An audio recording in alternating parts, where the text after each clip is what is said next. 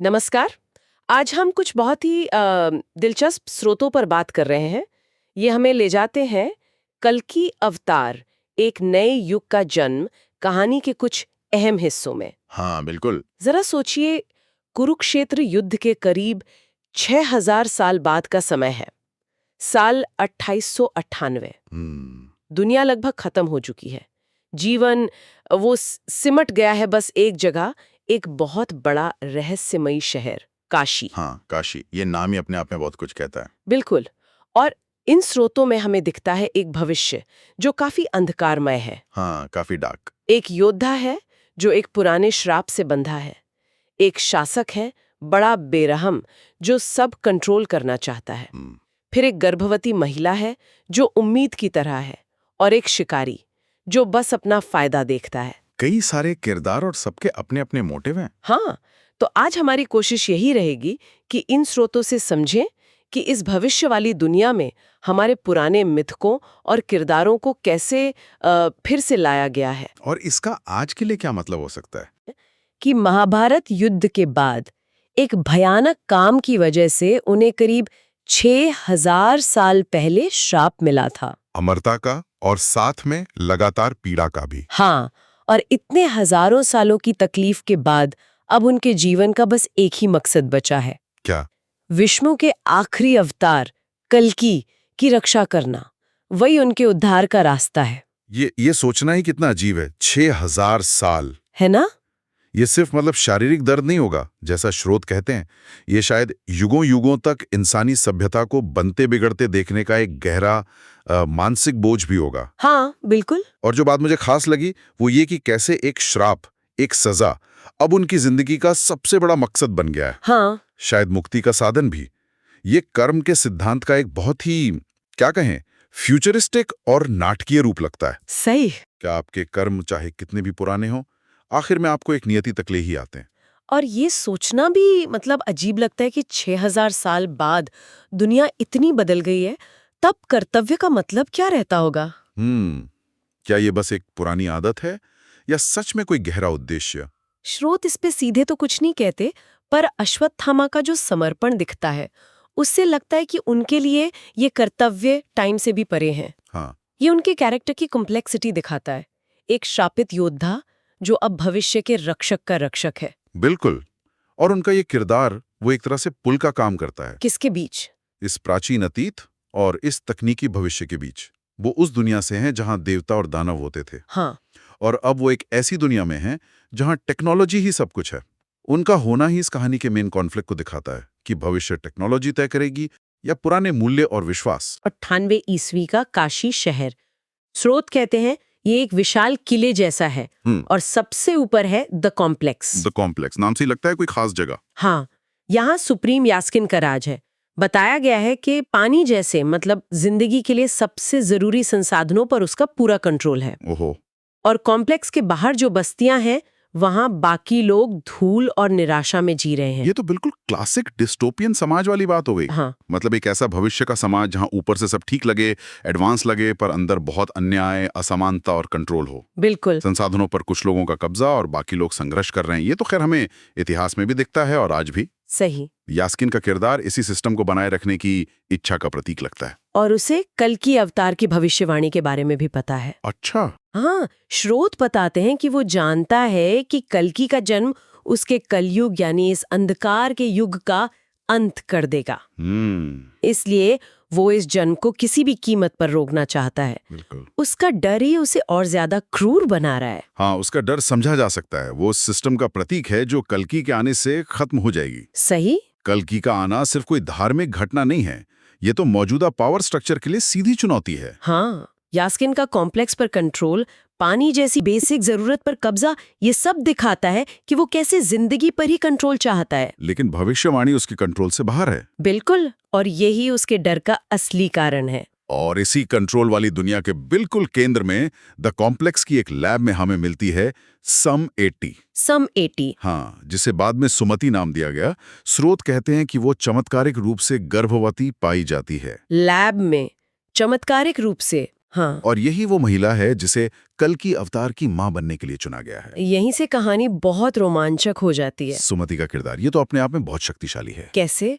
एक ऐसी जगह पर जो पूरी तरह से आर्टिफिशियल और कंट्रोल्ड है, जहां शायद नेचुरल जन्म भी मुमकिन ना समझा जाता हो। हाँ, वहां एक बच्चे का इस तरह गर्भ में आना ये तो अंधेरे में उम्मीद के उगने जैसा है। बिल्कुल। उसका सिर्फ गर्भवती होना ही नहीं बल्कि उसका यास्किन के चुंगल से भाग निकलना वही कहानी के मुख्य संघर्ष को शुरू करता है। सही। वो अब सिर्फ एक महिला नहीं है, वो चलती फिरती आशा है, भविष्य का प्रतीक जिसे बचाना है। उसका बचना ही पूरी दुनिया के भविष्य की चाबी बन जाता है। लेकिन उसे पकड़ने के लिए यास्किन एक बड़ी चाल चलता है। क्या? अब आता है भैरव। भैरव। स्रोत बताते हैं कि वो काशी की बाहरी बस्तियों का रहने वाला एक बहुत ही कुशल बाउंटी हंटर है। बाउंटी हंटर, इनाम के लिए शिकार करने वाला। हाँ, भैरव का किरदार उस दुनिया की कठोर सच्चाई दिखाता है जिसमें वो जी रहा है। उसकी एकमात्र इच्छा है पर्याप्त यूनिट्स कमाना, जो शायद भविष्य की करेंसी है, हाँ, ताकि वो कॉम्प्लेक्स की बेहतर जिंदगी में जा सके। हाँ, उसके लिए नैतिकता, सहानुभूति, ये सब शायद लग्जरी है। सही कहा। तो जब यास्किन सुमति को पकड़ने के लिए भारी इनाम रखता है तो भैरव उसे इंसान की तरह नहीं देखता, तो किस तरह देखता है? कॉम्प्लेक्स तक पहुंचने के अपने टिकट की तरह। हाँ, बिल्कुल।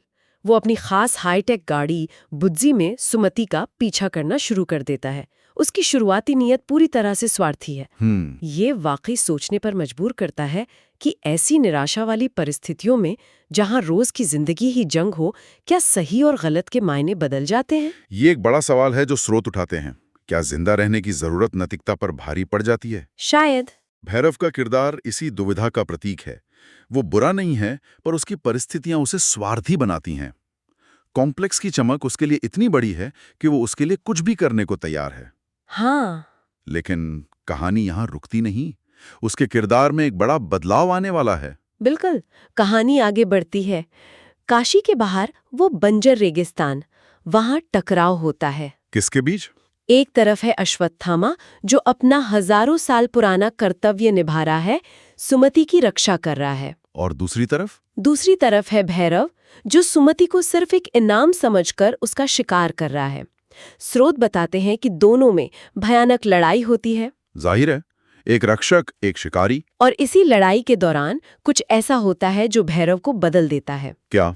शायद वो यास्किन की क्रूरता का असली चेहरा देखता है, या सुमति की बेबसी और उसके अंदर पल रही उम्मीद की पवित्रता को महसूस करता है।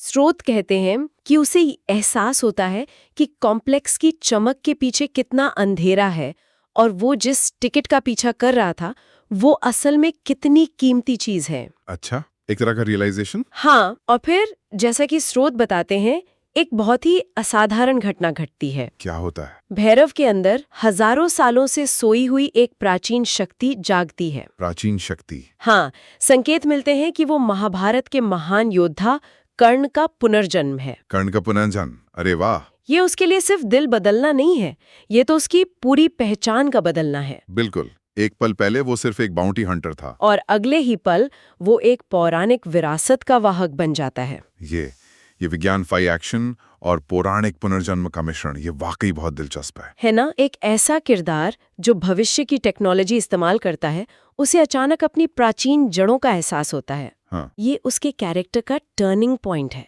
वो अपना स्वार्थ छोड़ देता है और फैसला करता है कि वो इनाम का पीछा नहीं करेगा, बल्कि रक्षकों के साथ खड़ा होगा। हाँ, बिल्कुल। ये दिखाता है कि व्यक्तिगत फायदे से बड़ा भी कोई मकसद हो सकता है। उसका बदलना सिर्फ इमोशनल नहीं, शायद स्पिरिचुअल भी है, जैसा कर्ण के पुनर्जन्म का संकेत है। सही। ये कहानी के दायरे को और बड़ा कर देता है। ये सिर्फ भविष्य की लड़ाई नहीं, बल्कि शायद युगों से चले आ रहे धर्म और अधर्म के युद्ध की एक और कड़ी है। और इस बार कर्ण का अंश शायद धर्म के पक्ष में खड़ा हो रहा है। हाँ, शायद। हाँ, ये कहानी को एक गहरी परत देता है। तो अब भैरव बदल चुका है। स्रोत बताते हैं कि वो अश्वत्थामा और शंभाला नाम की एक गुप्त बस्ती के विद्रोहियों के साथ मिल जाता है। शंभाला? हाँ, लगता है शंभाला वो जगह है जहां वो लोग रहते हैं जो यास्किन के राज के खिलाफ है और पुरानी भविष्यवाणियों में, खासकर कल की अवतार में विश्वास रखते हैं। अच्छा, तो एक तरह का रेजिस्टेंस बेस। हाँ, अब ये एक संगठित प्रतिरोध बन जाता है। शंभाला का विचार भी अहम है। ये दिखाता है कि निराशा के माहौल में भी प्रतिरोध और आस्था जिंदा रह सकती है। हाँ, ये सिर्फ एक फिजिकल जगह नहीं, बल्कि एक विचारधारा का सेंटर भी हो सकता है। अब ये सिर्फ अश्वत्थामा की अकेली लड़ाई नहीं है, और ना ही भैरव का पर्सनल स्ट्रगल। ये एक सामूहिक कोशिश बन गई है भविष्य को बचाने की। बिल्कुल। और फिर आता है फाइनल टकराव। ये सब मिलकर यास्किन की विशाल सेना का सामना करते हैं, जो उन्हें खत्म करने के लिए अपना पूरा जोर लगा देती है। जाहिर है यास्किन आसानी से हार नहीं मानेगा। श्रोत इस आखिरी लड़ाई को बहुत भीषण बताते हैं। अंत में उनकी बहादुरी और त्याग रंग लाते हैं। अच्छा। लड़ाई का अंत होता है सुमति की सुरक्षा और कल्कि अवतार के जन्म के साथ। आखिरकार उस अंधेरे तकनीकी भविष्य के बीच, जहां उम्मीद लगभग खत्म हो चुकी थी, एक नए युग का, आशा का जन्म होता है। तो इस सब का क्या मतलब निकाला जाए? इन स्रोतों से हमें क्या मुख्य संदेश मिलता है? मेरे विचार में ये क्लाइमैक्स दिखाता है कि चाहे हालात कितने भी मुश्किल हों, टेक्नोलॉजी कितनी भी हावी क्यों ना हो जाए और शासक कितना भी क्रूर क्यों ना हो, हाँ, उम्मीद और आस्था का बल वो अंत में भारी पड़ सकता है।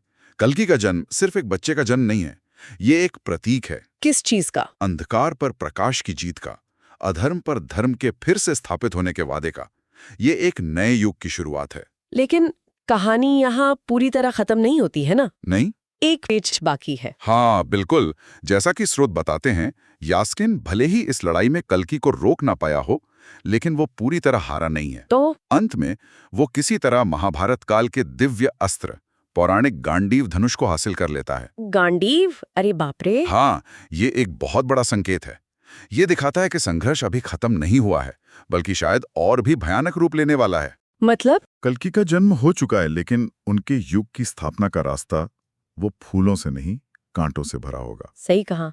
मतलब बुराई ने भी अब प्राचीन शक्ति हासिल कर ली है। ये तो स्थिति को और उलझा देता है। बिल्कुल। तो हमने आज इन स्रोतों के जरिए देखा कि कैसे 6000 साल पुराना एक श्राप, यानी अश्वत्थामा, भविष्य की एक बेहद अंधेरी दुनिया से टकराता है। हाँ। कैसे बिल्कुल अलग बैकग्राउंड वाले किरदार, एक श्रापित रक्षक, एक चमत्कारी माँ और एक स्वार्थी शिकारी से नायक बना योद्धा, इनकी किस्मत एक साथ जुड़ जाती है। और कैसे भयानक बाधाओं और निराशा के बावजूद उम्मीद, यानी कल्कि, अपना रास्ता बना ही लेती है। बिल्कुल।